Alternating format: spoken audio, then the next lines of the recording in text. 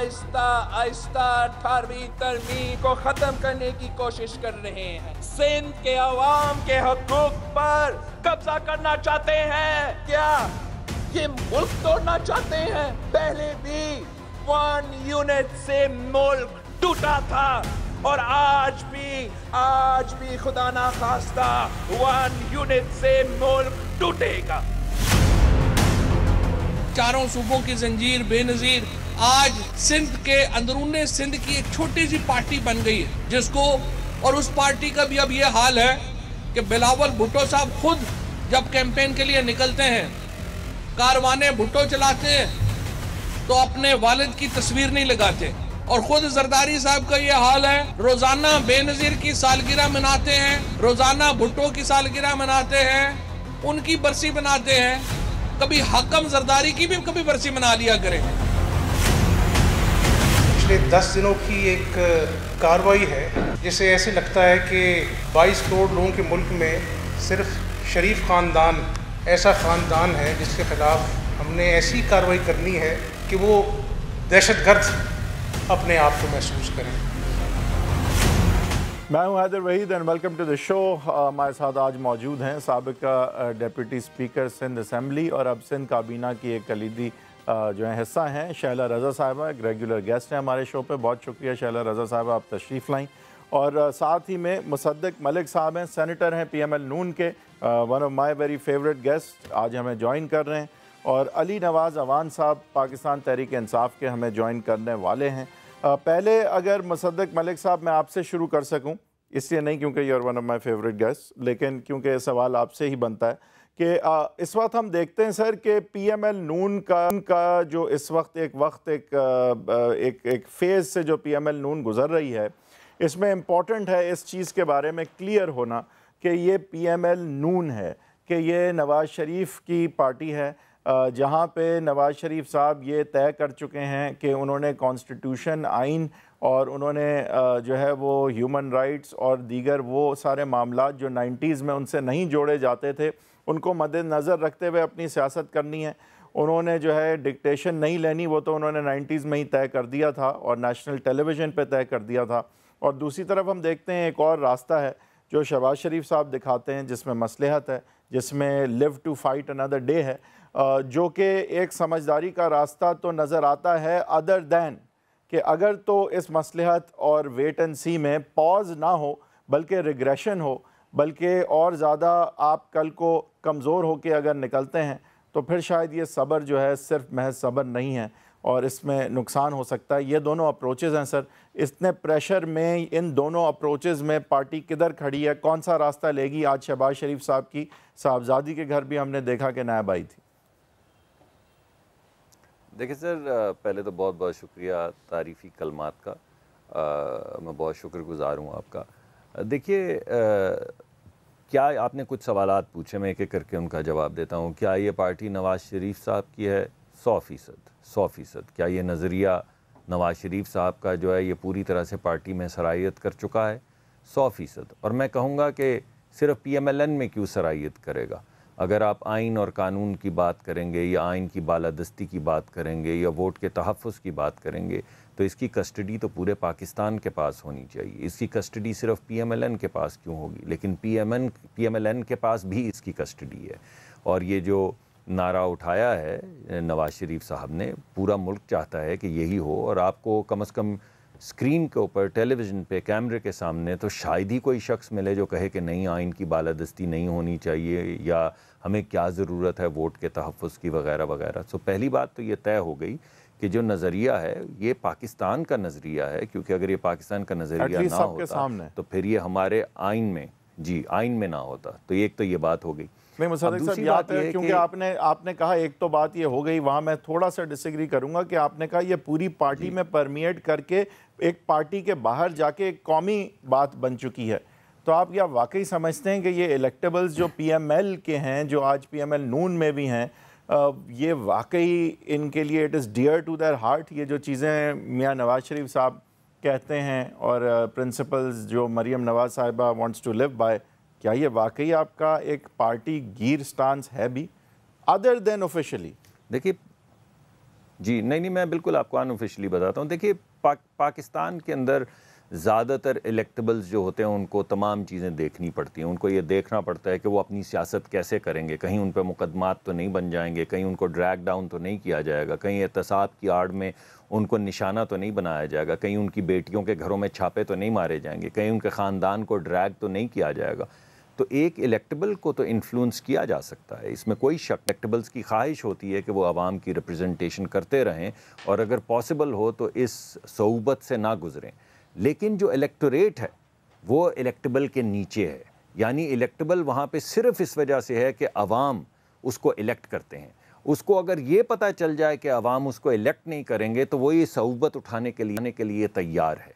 और मैं समझता हूँ कि मुस्लिम लीग का, नवाज़ शरीफ साहब का जो मार्का है वो ये है कि उनके साथ इलेक्टेबल्स तो हैं ही, मगर उन्होंने इलेक्टेबल्स के बाद डायरेक्ट इलेक्टोरेट तक वो पहुंचे हैं। और तो ये इलेक्टोरेट का जो प्रेशर है क्या इलेक्टेबल्स पे, जो इलेक्टोरेट का प्रेशर है इलेक्टेबल्स पे, वो ज़्यादा भारी है या फिर इस्टेब्लिशमेंट या पावर्स दैट बी का प्रेशर ज़्यादा भारी है? जब आपने बात की विक्टिमाइजेशन की, नैब का प्रेशर क्या ज़्यादा भारी है या इलेक्टोरेट का? आप ये तो आप जी देखिए, बड़ी मासूम बात होगी अगर मैं कहूं कि इन प्रेशर्स से कुछ नहीं होता, कि किसी पे मुकदमात कर दिए जाएं या उसकी बेटी को घसीटा जाए या उसको कैद में डाल दिया जाए, और जवान बेटियों को कैद में डाला जाए, लोगों को घरों पे, जैसे कि आपने देखा। ठीक है मुसद्दिक साहब, ये तो आसान बात है ना कि आप किसी भी इंसान को इस प्रेशर में डालेंगे तो उस आजमाइश में आप उससे एक्सपेक्ट नहीं कर सकते कि वो एग्जैक्टली अपने वैल्यूज के मुताबिक ही हमेशा एक्ट करे। लेकिन मैं आपको ये कह रहा हूं कि जब मैं ये कह रहा हूं कि जब इलेक्टोरेट का प्रेशर आता है तो सारे पीएमएल नून से नहीं करूंगा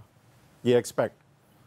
मैं ये आपको जो चीज़ समझाने की कोशिश करने से, आपको मैं कैसे समझा सकता हूँ, मैं कहने की कोशिश कर रहा हूँ वो ये है, सीखने के लिए बैठे। नहीं मैं माफ़ी चाहता हूँ, मेरा मकसद ये नहीं था, वो गलत लफ्ज़ मेरे मुंह से निकल गया। जो मैं कहने की कोशिश कर रहा हूँ वो ये है कि अवाम की ताकत, जमहूरियत में कम से कम सरचश्मा जो है वो अवाम है। अगर है तो फिर जब आप अवाम के दिल में सरायत कर जाते हैं, जब आप अवाम की इमेजिनेशन को कैप्चर कर लेते हैं, तो वक्ती तौर पे तो आपको शायद लगे कि शायद शिकस्त हो रही है, वक्ती तौर पे आपको शायद लगे कि रिट्रीट या रिग्रेशन हो रही है, लेकिन ये सिर्फ वक्ती होती है, क्योंकि असल खेल जो है वो अवाम के दिल में है। जो नहीं भी बोल सकता, जो बग़ैर आवाज़ के, जिसको हम वॉइसलेस कहते हैं, वो भी तो अपनी आवाज़ उठाएगा ना। आप उसकी ज़बान बंदी कर सकते हैं, मगर हमेशा के लिए ज़बान काट तो अवाम की। फिर शहबाज शरीफ साहब यही कह रहे हैं ना, फिर अभी तो इलेक्शन नहीं होने वाला, तो लिहाजा अभी मसलहत अपनाई जाए, लेकिन इस मसलहत में कहीं लीडरशिप को ना ये वाइप आउट कर दें, डर ये है आपके लिए? देखिए आप देखिए, हमारे लिए तो डर उस दिन होगा जिस दिन अवाम को वाइप आउट कर देंगे। तो लीडरशिप को वाइप आउट कर देंगे तो क्या हो जाएगा? लीडरशिप को वाइप आउट करेंगे, इलेक्शन आएंगे तो फिर लीडरशिप सामने आ जाएगी। अवाम को वाइप आउट कर पाएंगे क्या? अवाम को कन्विंस कर सकेंगे? लेकिन अवाम तो उन्हीं को वोट दे सकती है ना जो बैलेट पे हो। नवाज शरीफ और मरियम नवाज तो इस वक्त बैलेट पे भी नहीं हो सकते, तो you have to first take care of that, and maybe that's what Shahbaz Sharif साहब इज अलूडिंग टू, कि पहले वो मामला तय हो जाए फिर आप लड़ें, अभी नहीं लड़ें। देखें, नवाज शरीफ साहब और मरियम साहिबा तो अभी भी बैलेट पे नहीं थी, वोट फिर भी शेर को पड़ा है। आपको मालूम है कि क्या हुआ? आपको मालूम है कि शेर को कितने वोट पड़े?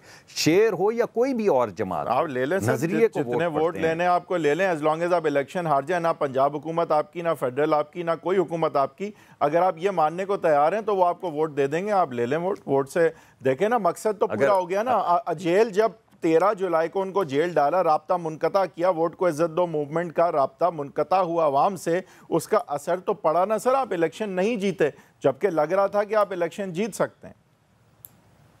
अगर आप इजाज़त दें तो मैं एक शेर में आपको इसका जवाब दूं।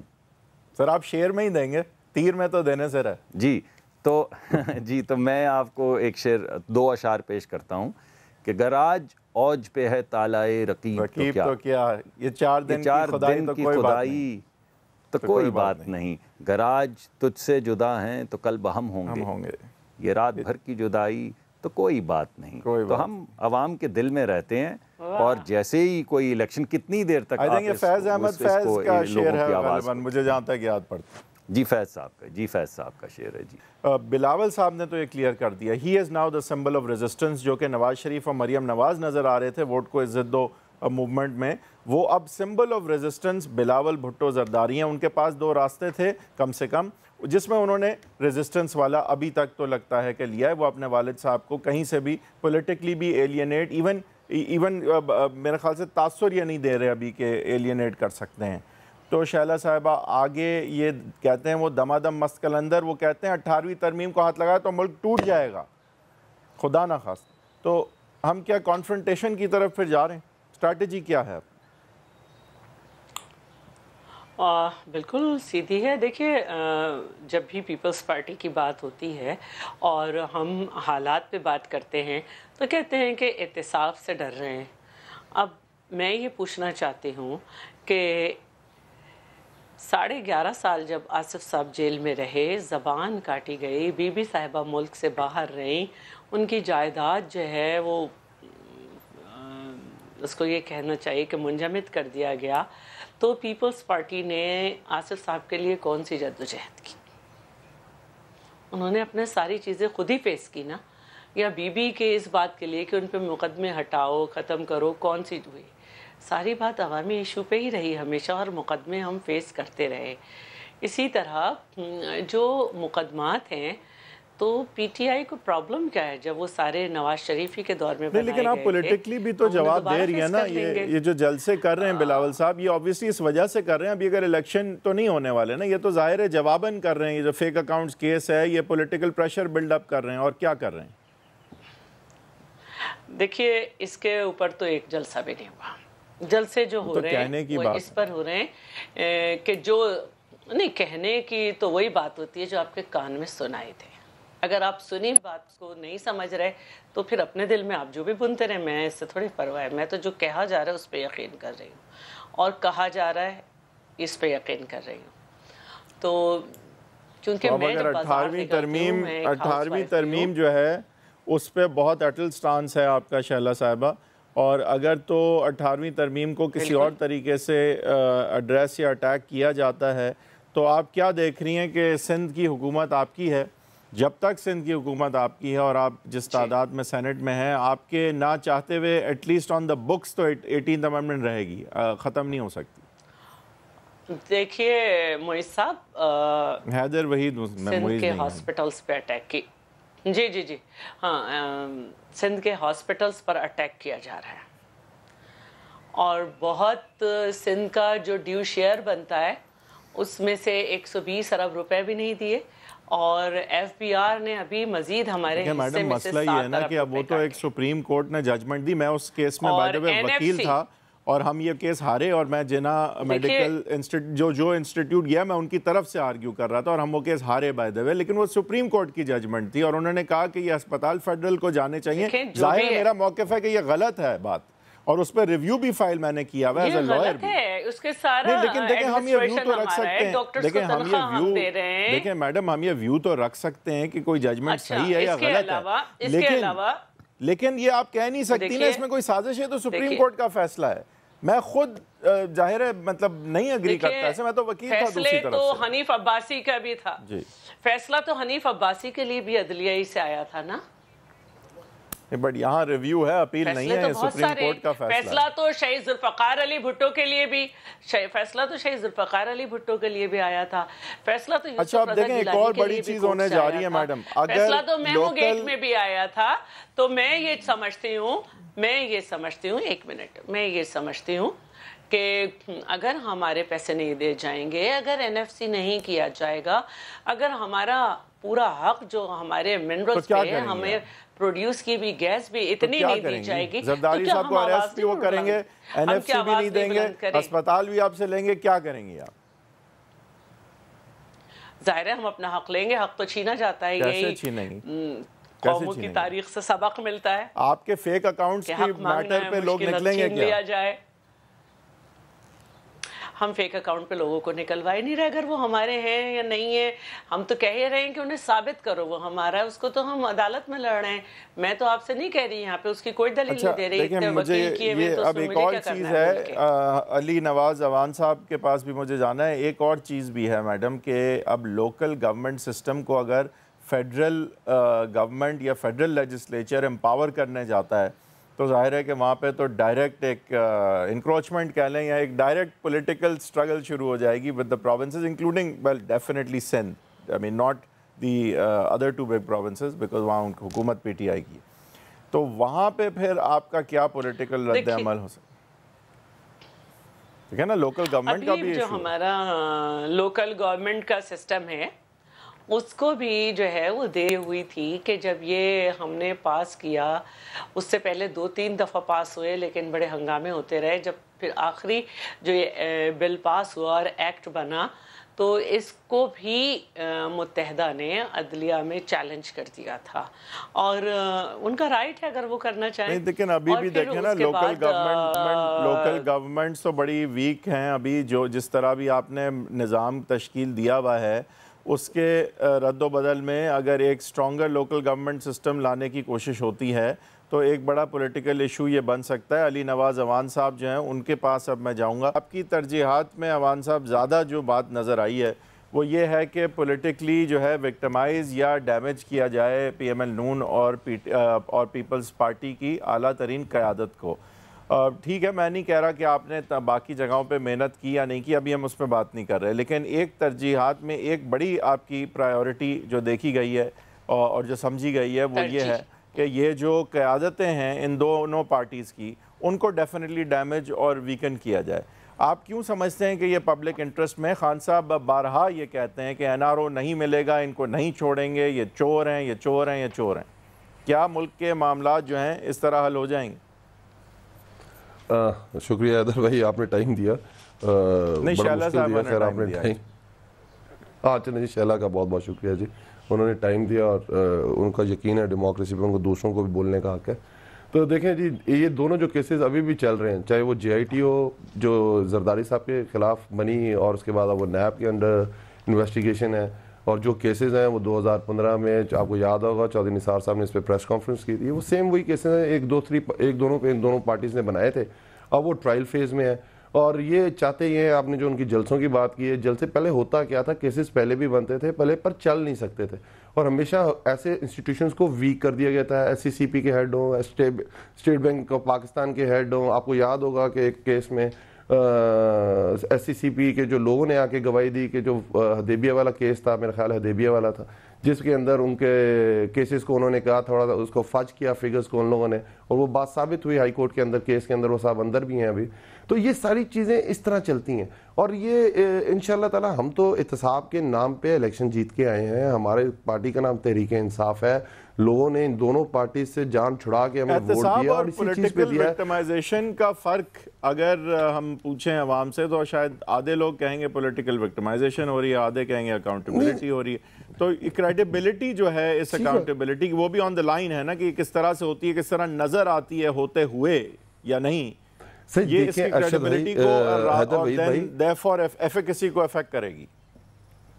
जी हैदर वहीद साहब बात बिल्कुल ठीक कर रहे हैं और होता ही है क्योंकि ये पहली दफ़ा पाकिस्तान में होने जा रही है और जब पहली दफ़ा पाकिस्तान में एक अकाउंटेबिलिटी का स्टार्ट हुआ है और वो शुरू हुई है तो आपने देखा कि पहले किसी के फालूदे वाले के अकाउंट निकल रहे थे, किसी के हथौड़े वाले के अकाउंट निकल रहे थे, किसी के पापड़ी वाले के अकाउंट निकल रहे थे।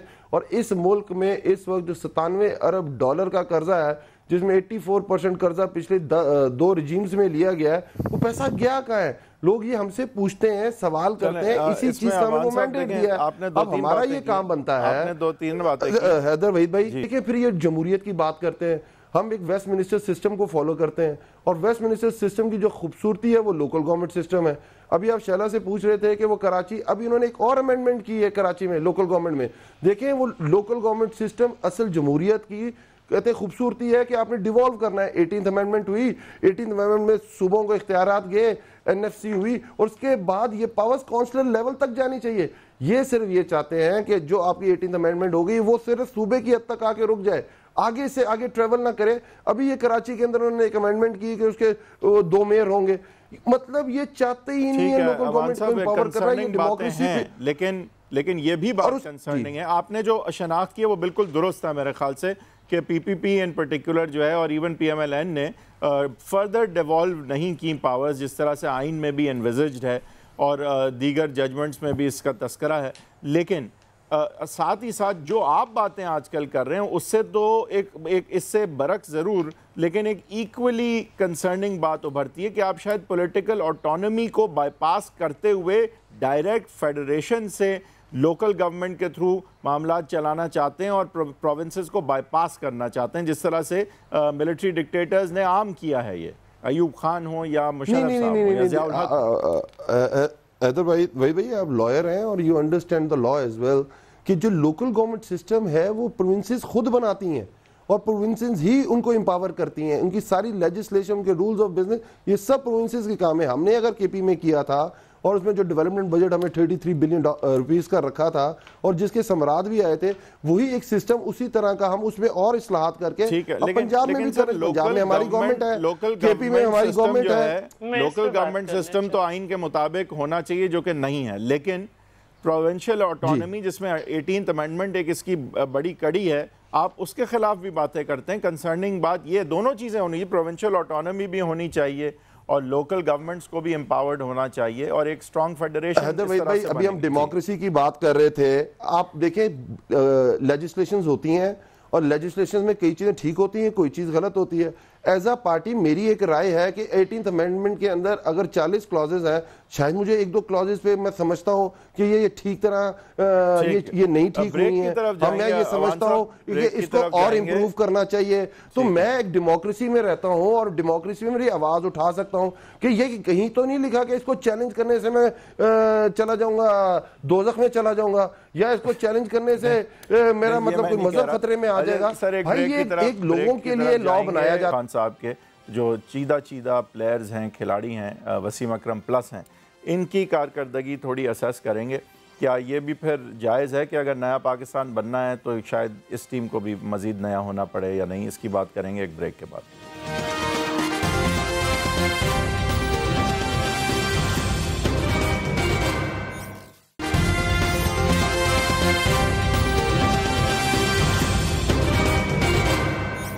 Welcome back from the break. अब थोड़ा सा हम असेस करेंगे कि ये जो नए पाकिस्तान की नई खिलाड़ियों की टीम है, पीटीआई की टीम है, ये उस तरह से प्रिपेयर्ड थी इस टास्क के लिए। क्या आज हम जो कारकर्दगी देख रहे हैं उसमें हम रिज़ल्ट तो नहीं अभी ढूंढेंगे, लेकिन क्या ये सही सिमत जा रही है ये टीम? क्या ये इनिंग्स बिल्ड हो रही है? ठीक है, इस वक्त 2, 3, 4, 5 रन ही अगर ओवर में बन रहे हों तो कोई इसमें बात नहीं, लेकिन क्या हम विकेट्स प्रिजर्व कर रहे हैं इस वक्त? क्या हम सही तरफ ये इनिंग्स जा रही है या नहीं? इस पे ज़रा हम बात करेंगे। मुसद्दिक मलिक साहब, आपसे मैं शुरू करूंगा। सर, आपका क्या सबसे पहला एतराज़ है? अगर हम पॉलिटिकल विक्टिमाइजेशन की बात अब हो चुकी, अब हम बात कर रहे हैं परफॉर्मेंस की। आपका सबसे बड़ा एतराज़ इस गवर्नमेंट के पहले 100-150 दिनों की परफॉर्मेंस के हवाले से क्या है? What would you have done differently? देखिए, हमारे 2 एतराज़ात हैं। एक तो एतराज़ ये है कि 1 साल होने को है, 9 महीने तकरीबन हो चले, और आज भी अगर आप सवाल पूछें तो ये कहेंगे कि पिछली हुकूमत से पूछें। अगर पिछली हुकूमत से पूछना था तो भाई आप हुकूमत में क्यों आए? हमें रहने देते तो हम आज जवाब दे देते। आपका 5 साल का मैंडेट है, अगर 1 साल के बाद भी आप ये कहते हैं कि हमसे नहीं होता क्योंकि इनने किया, तो आप यहाँ पे क्या करने आए हैं? आपको नहीं आना चाहिए था। अगर आपसे नहीं होता था आपको छोड़ देना चाहिए था। पहला एतराज़ तो ये है। दूसरा सवाल ये है कि आप कोई भी इनसे सवाल पूछें तो ये कहते हैं उसकी वजह ये है कि ये चोर हैं। आप पूछें स्टॉक मार्केट क्यों गिर गई, जैसा कि आपके कल प्रोग्राम में कहा गया, उन्होंने कहा स्टॉक मार्केट गिर गई 54,000 से 34,000 या 53,000 से 34,000 तक क्योंकि ये चोर हैं। वो चोरी का पैसा था, यानी पूरे अपने मुल्क में जो स्टॉक मार्केट में तो चोरी का पैसा था तो कोई क्या इन्होंने पकड़ लिया है वो चोरी का पैसा कि वो ये क्लेम कर रहे हैं? क्या अगर चोरी का पैसा था तो मार्केट तो टोटल कॉन्फिडेंस पे चलती है? अब तो नया पाकिस्तान है, चोर तो चले गए, तो फिर क्यों गिर रही है मार्केट? देखिए, मैं तो यही मैंने आपने कहा आपको एतराज़ क्या है, जिस पे आप मोतरज़ हैं उसी पे मैं मोतरज़ हूँ कि इसका जवाब तो ये होना चाहिए था कि कॉन्फिडेंस इंडेक्स कैसे बिल्ड होगा। मगर और भी सवाल आते हैं। देखिए, यहाँ पर जो मईशत के वज़ीर हैं वो तरक्की के ख़िलाफ़ हैं। यहाँ पे जो सीपैक के वज़ीर हैं वो चीन के ख़िलाफ़ हैं। यहाँ पे जो पानी के वज़ीर हैं वो कहते हैं 1 बिलियन यानी 1000 मिलियन नौकरियाँ मिलेंगी।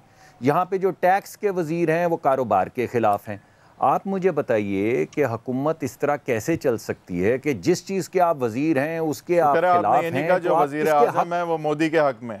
शुक्र है आपने वो बात नहीं की जो आपके बारे में ये कह देते। नहीं, मैंने कहा है पहले, मैंने पिछले दिनों एक प्रोग्राम में कहा है कि वज़ीर आज़म ने बाकायदा मोदी की कैंपेन की इब्तिदा की है न्यूयॉर्क टाइम्स में, जहाँ पे उन्होंने कहा है कि पाकिस्तान की तरक्की और पाकिस्तान और हिंदुस्तान के ताल्लुकात उसी वक्त बेहतर हो सकते हैं अगर मोदी जीत जाएं। यानी अगर आप चाहते हैं कि इलाके में इस्तेहकाम पैदा हो तो मोदी साहब को वोट दें। नुकसान होगा, लेकिन बहरहाल देखिए ये अलहदा बात है, मगर आप ये देखिए कि एक मुल्क का वज़ीर आज़म किसी और मुल्क में होने वाले इंतखाबात में ये कह रहा है कि ये अगर जीत जाएं तो भला होगा, इलाके में सलामती होगी, सालमियत होगी। फिर यहाँ पे वो नहीं ठहरे। आपने देखा उन्होंने फ़ौज के मुतल्लिक क्या कहा, ज़रा उसका भी आप पूछ लीजिएगा। तो मुल्क कैसे चल सकता है जब आपके वज़ीर आज़म, देखिए पहले तो एक बात डिनाइबिलिटी थी उसमें, वो जो क्या नाम है डॉन लीक्स में, अभी तो उन्होंने कायदा कह दिया कि जी हमारे मुल्क में दहशतगर्द तंजीमें जो हैं वो हमारे अपने इदारों ने बनाई हुई हैं। Before I go to mister Awan to answer this, मेरा आपसे सवाल ये कि कुछ आइडेंटिफाई आपने किए कि कुछ मिनिस्टर ऐसे हैं जिनका काम जो है वो उसी चीज़ के ख़िलाफ़ हैं, कुछ आइडेंटिफाई करेंगे सर? अगर रद्दो बदल आप करते, आप वज़ीर आप मशवरा देते अगर इमरान खान साहब को, या चलें आप ना देते, मुझे आप क्या कहेंगे अगर मैं मशवरा दूँ उन्हें कि कौन से मिनिस्टर्स हैं सर जो आपके ख्याल से अब देख लिया नई बात बन रही, या कोई ऐसे लोग जो पीटीआई में से आगे लाए जा सकें? क्या करें अब, ये टीम कुछ रीशफल करें, क्या करें? देखिए मुझे ये नहीं मालूम, ये तो इमरान खान साहब का फ़ैसला है, लेकिन मैं आपको ये बता सकता हूँ कि 6% पे थी शराय तरक्की, अब 3 पे आ गई। शराय तरक्की क्या होती है? लोगों के लिए नौकरियाँ, यानी अगर पहले 3 नौकरियां मिलनी थी, 6 मिलनी थी, तो अब आधी मिलेंगी, 3 मिलेंगी। महंगाई की शरह 4% थी, अब 10% के करीब आ गई है और प्रोजेक्शन ये है कि 12% पे हो जाएगी। लोगों के बजट ख़त्म माओं के हो रहे हैं, उनसे घर नहीं चलाए जा रहे और बिजली का बिल और गैस का बिल बढ़ाया जा रहा है। सवाल पूछा जाए तो कहते हैं क्योंकि आप चोर थे। मज़ीद जो लगता है कि बिजली की कीमतें अगर बढ़ती हैं और लोड शेडिंग होती है और चीखें निकलती हैं, तो politically you think that is when we might expect some fireworks maybe in July? देखिए जो आपको याद होगा कि एक दफ़ा मियाँ साहब से भी पूछा गया तो उन्होंने यही जवाब दिया कि इनको धक्का देने की क्या ज़रूरत है, ये तो ख़ुद अपने आप को गिरा रहे हैं। यानी कभी पाकिस्तान की तारीख़ में किसी ने मईशत को ऐसे नहीं चलाया जैसे ये चला रहे हैं। आपकी फ़ॉरेन डायरेक्ट इन्वेस्टमेंट जो है वो गिर गई है, आपके टैक्स आपसे इकट्ठे नहीं हो रहे। आपको याद होगा कहा जाता था कि इस हुकूमत को जिसमें चोर हों टैक्स कोई क्यों देगा, तो भाई इनकम टैक्स क्यों घट गया है इस दफ़ा? आप तो चोर नहीं हैं, तो आपको लोग क्यों नहीं दे रहे इस वक्त टैक्स? मैं ये नहीं कह रहा कि आपने टारगेट मिस किया है, टारगेट तो आपने मिस किया जो किया। मैं तो कह रहा हूँ कि absolute amount of income tax कम हो गया, लोग आप पे क्यों एतमाद नहीं कर रहे? आपने कहा था कि हम चोरों को छोड़ेंगे नहीं। 2 बुनियादी बातें जो इससे जुड़ी हुई हैं, मैं अवान साहब से पूछना चाहूँगा कि ये उनसे आई थिंक कुछ टेक्निकल इशू हो गया, लेकिन देखें एक तरफ ये कि नया Pakistan was going to be about let's change the way things are done around here, यानी जिस तरह से मामलात चलते थे उसको एक सिस्टमेटिकली इंस्टीट्यूशनल लेवल पे बदला जाए। उस तरफ कोई बहुत खातिर खा हमने पेशरफ्त नहीं देखी। फिर नया पाकिस्तान ये था कि हम जो है जिस तरह की गवर्नेंस है लोगों तक वो फ़वाइद पहुँचें और जिससे लोगों का वो कॉन्फिडेंस हो जो फिर ऑब्वियसली जिससे फिर इन्वेस्टमेंट भी बढ़े, लोग काम भी ज़्यादा करें और टैक्सेशन पॉलिसी जो है वो भी ऐसी हो कि लोग टैक्स देना चाहें। मुराद सईद साहब तो कहते थे अरबों खरबों डॉलर तो बाहर से आ जाएंगे, लोग जो है वो अभी वाडा साहब कहते आने वाला रज़ाकराना तौर पे टैक्स देने लगेगा। तो क्या ये वो चीज़ें हैं जो नए पाकिस्तान में हम देखते हैं कि इस तरफ कोई पेशरफ्त हुई है या नहीं? अवान साहब से कुछ रब्ता अगर हमारा हो गया। मुझे अगर आप इजाज़त दें तो मैं चलें आप ये बात कंक्लूड कर लें, फिर अवान साहब एड्रेस करेंगे इस पर। जी देखिए तब्दीली तो मैं समझता हूँ कि आ गई है। आप मेट्रो बस वो BRT देखें जो चला रहे हैं वहाँ पे, जिसमें ख़ुद इन्होंने तहकीक की तो पता चला कि 7 अरब रुपए का घपला है, वो पता नहीं 70 अरब रुपए तक उसकी कीमत पहुँच गई। असद उमर साहब ने कहा था ये पता नहीं 6 या 7 अरब में बना देंगे 6 महीने में, तो क्या हुआ? आपने IG केपी को ट्रांसफ़र होते देखा, आपने आईजी पंजाब को ट्रांसफ़र होते देखा, जिस आईजी को लाए थे रिफॉर्म करने वो रिज़ाइन करके चला गया, आपने एसपी को देखा, लोगों ने कहा कि फ़र्स्ट लेडी के पुरानी फैमिली में से किसी को रोका गया तो घर जाके उसके माफ़ी मांगो। तो तब्दीली तो आपने देखी है। आपने ह्यूमन डेवलपमेंट में तब्दीली देखी है, जो इनके स्कूलों की रिपोर्ट आई है जिसमें 19 में से 17 पता नहीं डिस्ट्रिक्ट्स के अंदर कितने स्कूल जो थे वो गोश्त स्कूल थे, और जो इनरोलमेंट जिसका दावा किया जा रहा था वो सारी जाली इनरोलमेंट निकली। और तो आपने ये तमाम तब्दीलियाँ देखी। आपने वफाकी हुकूमत में सेहत का बजट कटते देखा, आपने वफाकी हुकूमत में तालीम का बजट कटते देखा, आपने वफाकी हुकूमत में रिसर्च का बजट कटते देखा, आपने वफाकी हुकूमत में साइंस एंड टेक्नोलॉजी का बजट कटते देखा। तो जिन तब्दीलियों का आप जिक्र कर रहे हैं, चाहे वो इंटरफेरेंस के हवाले से हों, चाहे वो सेहत के हवाले से हों, चाहे वो तालीम के हवाले से हों, चाहे वो टैक्स के हवाले से हों, चाहे वो मुआशी तरक्की के हवाले से हों, चाहे वो महंगाई के हवाले से हों, तब्दीली तो आपके सामने आ गई। आप क्यों कहते हैं नहीं आई? जी अवान साहब, ये यही तब्दीली थी जिसका वादा था, जिसका कि इंतज़ार था। क्या जवाब देंगे आप? आपने देखा कि पाकिस्तान किस तरह आइसोलेटेड था, और आज 8 महीने बाद देखें जितने भी आपके नेबर्स हैं, जितना भी वेस्टर्न वर्ल्ड है, जितने भी इसके अलावा आपके खलीजी ममालिक हैं, उनके साथ हमारे जिस तरह के ताल्लुक ये छोड़ के गए थे, और आज हमारे ताल्लुकात कैसे हैं। आज हमें एक रीजनल स्टेक होल्डर माना जा रहा है, हमें एक स्टेक होल्डर अमेरिका की तरफ से, जिस तरह हमने अमेरिका और तालिबान को टेबल पे बिठाया, जिस तरह हमने सऊदी अरब के साथ अपने ताल्लुकात बेहतर किए हैं, जिस तरह हमने यूएई के साथ अपने ताल्लुकात बेहतर किए हैं। और आप कह रहे हैं आपकी डिप्लोमेसी और फॉरेन मिनिस्ट्री ने काम किया है, और आपने कहा कि इंटरनेशनल रिलेशंस सामने है। उसके बाद पहली दफा इस मुल्क के गरीबों के लिए सोचा जा रहा है। पहले तो ये सिर्फ एलिटिस्ट का मुल्क था ना, पहली दफा सोचा जा रहा है। इसी की बहुत ज्यादा लोगों को दर्द भी है कि आपने देखा हमने एहसास प्रोग्राम शुरू किया, उसके बाद हमने एक वादा किया था कौम से हाउसिंग का। 17 को इंशाल्लाह ताला इस्लामाबाद में और बलूचिस्तान में हम इनाग्रेशन करने जा रहे हैं अपने 1,35,000 घर की, और इंशाल्लाह ताला जो हमने वादा किया है जो गरीबों के लिए, जो आज से पहले किसी ने नहीं किया, सिर्फ बातें की हैं और सिर्फ एक मेगा प्रोजेक्ट्स करके पूरी दुनिया को बेवकूफ़ बनाने की कोशिश की गई है, गरीब के लिए कुछ नहीं किया। तो आज जब जिस हालत में इन्होंने हमें पाकिस्तान दिया था, अस्पतालों में सेहत नहीं थी, स्कूलों में तालीम नहीं थी, पॉवर्टी लाइन के नीचे 50% लोग चले गए थे, और पानी पीने का 84% पानी जो पाकिस्तान में सप्लाई होता है पीने का वो कंटेमिनेटेड था। ये मैंने मेन फिगर्स दिए हैं। और अब क्या फिगर है? पाकिस्तान में पहली दफा टूरिज्म रिजीम आई है। देखिए हमने पूरी तरह दुनिया में पाकिस्तान को लेके जा रहे हैं। पाकिस्तान के लिए हमने वीजा पॉलिसीज चेंज कर दी हैं। 50 का हमने वीजा एग्जेम्पशन कर दिया है, 150 के लिए ऑनलाइन वीजा कर दिया है, नो गो एरियाज खत्म कर दिए पाकिस्तान में।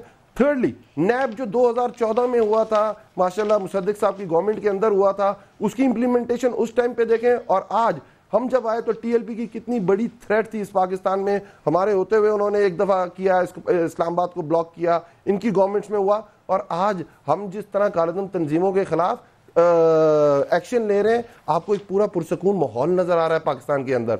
उसके बाद इकोनॉमी पे आ जाते हैं जिसकी मुसद्दिक साहब बात कर रहे थे।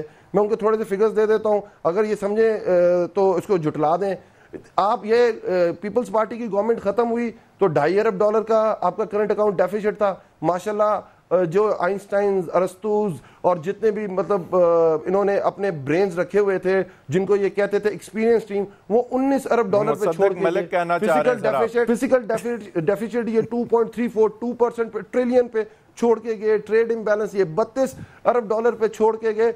स्टेट एंटिटीज का जो लॉस है वो 1150 अरब रुपए के छोड़ के गए। और मजेदार बात है क्योंकि एक जमहूरी हुकूमत 5 साल के लिए आती है, आइन के तहत आती है। माशाल्लाह जिसने 5 बजट देने होते हैं ये 6 बजट दे के गए, और जो लास्ट बजट दे के गया दुनिया के सारे इंडिपेंडेंट इदारे ये कह रहे थे सारी उसमें फिगर फाजिंग की गई थी। एक पॉलिसी इनकी ये थी कि इन्होंने $25 अरब दुनिया से लोन लेके डॉलर्स में पाकिस्तान की ओपन मार्केट ऑपरेशंस करके डॉलर को ओवर वैल्यू करके 105 पे रखा हुआ था, जिससे आपकी लोकल इंडस्ट्री तबाह होकर रह गई थी। उसके बाद मिफ्ता इस्माइल साहब आते हैं, वो उसको टोटल की जो दौर में कोई 25% डिवैल्यूएशन हुई है। जो मिफ्ता इस्माइल साहब आते हैं वो 13% की डिवैल्यूएशन करते हैं। तो वो कहते हैं सागडार साहब ठीक थे, दूसरा कहते हैं मिफ्ता इस्माइल साहब ठीक थे। देखिए इन्होंने जिस तरह पाकिस्तान की इकोनॉमी को चलाया है, जो इस तरह के तजर्बे किए हैं, और इन्होंने हमेशा देखें फर्क क्या होता है। जो लीडर और हुक्मरान में फर्क एक होता है, लीडर हमेशा आने वाली जनरेशन के लिए फैसले करता है, और जो हुक्मरान है वो आने वाले इलेक्शन के लिए फैसले करता है। इनकी जितनी भी मेथोडोलॉजी थी वो नेक्स्ट इलेक्शन के लिए थी। और आज जो हम जिस हाल के अंदर हैं, जो हम $96 अरब के अगर हमारे ऊपर कर्जे हैं, जिसमें 84% दोनों रिजीम्स में लिया गया है, ये तो इस कौम को तो जिस तरह इन्होंने लूटा है, खसूटा है, जिस तरह इसका खून पिया है, और आज तो मुझे हैरत होती है किस तरह ये टीवी पे आके अच्छा वाद साहब, मुझे पता है बहुत कुछ सोच के आए हैं, लेकिन थोड़ा सा हमें यहाँ वक्फा लेना पड़ेगा। और मलिक साहब ने आई थिंक सारी आपकी बातें लिखी हैं, शैला रजा साहिबा भी नोट कर रही थी, इन सारी बातों का हम जवाब लेंगे लेकिन इस ब्रेक के बाद।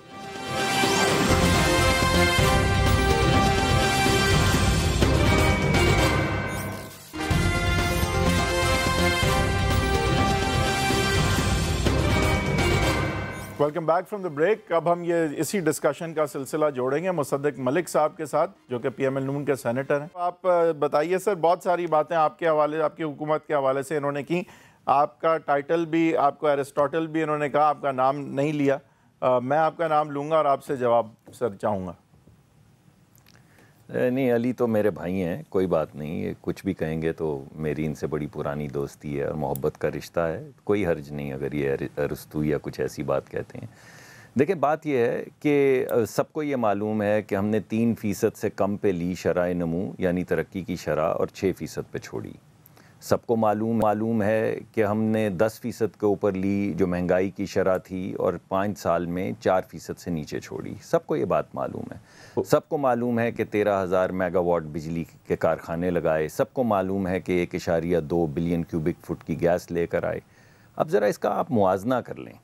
मुआजना इस बात से करें आप कि इन्होंने 6% जो हमने 5 साल में किया वो इन्होंने 6 महीने में कर दिखाया। हम 3 से 6 पे लेके गए या 6 से 3 पे ले आए 6 महीने में। आप बताइए, ऐसी महारत किसी के पास होगी, ऐसी हुनरमंदी किसी के पास होगी कि 5 साल में 3 से 6% पे लोगों को नौकरियां देने का सिलसिला जाए और 6 महीने में 6 से 3% पे आ जाए। अब ज़रा इससे भी ज़्यादा हुनरमंदी देखिए कि हम लेकर गए 10% से 4% तक महंगाई की शरह, ये 6 महीने में 4% से ले गए 10% पे महंगाई की शरह। ये तो सलाम करना चाहिए। अरस्तू हमारे पास नहीं, अरस्तू तो सारे इनके पास थे। तरक्की का PSDP जो है 40% कम कर दिया, यानी क्या बढ़ाया वो आप खुद बजट में देख लीजिए।